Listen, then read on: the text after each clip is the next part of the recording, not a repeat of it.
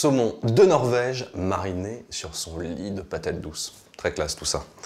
Donc, notre saumon, on va pas l'utiliser tout de suite. Je vais le déposer sur le côté. Par contre, ce qui prend le plus de temps en cuisson, c'est les patates douces. Donc, on attaque tout de suite cette opération.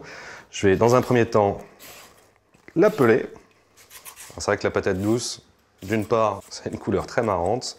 Et en plus, c'est un petit goût un peu sucré qui plaît beaucoup aux enfants. Comme il y avait un peu de terre sur la peau, je vais les passer rapidement sous l'eau. Bon, on va juste couper les extrémités. Pour la cuisson, rien de plus simple, exactement comme les pommes de terre. Pour que ça aille un tout petit peu plus vite, je vais les couper en deux. À côté ici, j'ai une casserole dans laquelle j'ai fait bouillir de l'eau. Je vais juste saler cette eau. Je peux plonger les patates douces. Pendant que nos patates cuisent, on va s'occuper de notre marinade. Je vais m'occuper de mes échalotes. Donc je coupe les deux extrémités, j'ôte la première peau. Et là, pas besoin de les couper menu. Je vais juste, voilà, couper en deux dans ce sens-là et là. Parce que tout ça, ça va partir au mixeur. J'attaque la seconde, je vais rajouter 15 centilitres d'huile d'olive, le jus d'un citron jaune. Il me manque mes petits grains de poivre. Je vais les égoutter, je rajoute et je sale. On mixe. Je regarde, ouais. Voilà.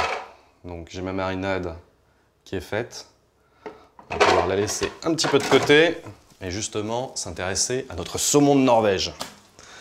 Donc, je vais d'abord en couper une section, mes deux biais, et bien allonger la peau.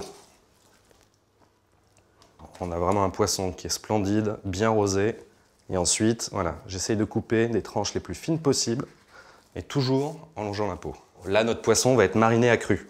Alors c'est vrai, il y a du jus de citron, mais vu la quantité, c'est pas vraiment ça qui va le cuire. Alors beaucoup ont l'habitude de se dire, saumon, cru, faut le congeler. Mais là, on est sur un poisson d'élevage, avec une traçabilité absolument parfaite. Là aussi, tout au long de l'élevage, il y a eu un contrôle complet, donc aucune crainte à avoir. Pas besoin de passer par l'étape congélation. Là aussi, seconde idée reçue, on dit que le saumon est un poisson gras. Bah pas du tout. 150 kcal pour 100 grammes, sincèrement, c'est rien du tout. Je vous ai parlé de sa couleur. Mais ce saumon se caractérise également par sa fermeté, qui s'explique par son élevage dans les eaux froides et limpides des fjords de Norvège. Je prends de la marinade. Avec le dos de la cuillère, je vais l'étaler sur toute la superficie de mon assiette. Et à partir de là, je vais pouvoir installer mes tranches de saumon. Voilà. Une couche de saumon, une couche de marinade. Une nouvelle couche de saumon. Il ne me reste plus qu'à mettre un peu de film.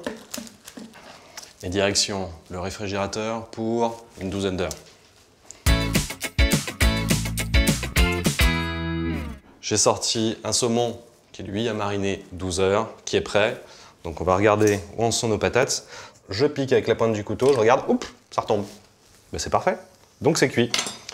Donc je vais pouvoir récupérer mes petites patates douces. Hop là, on va récupérer ces deux balles là. Et là en fait je vais réaliser des belles tranches.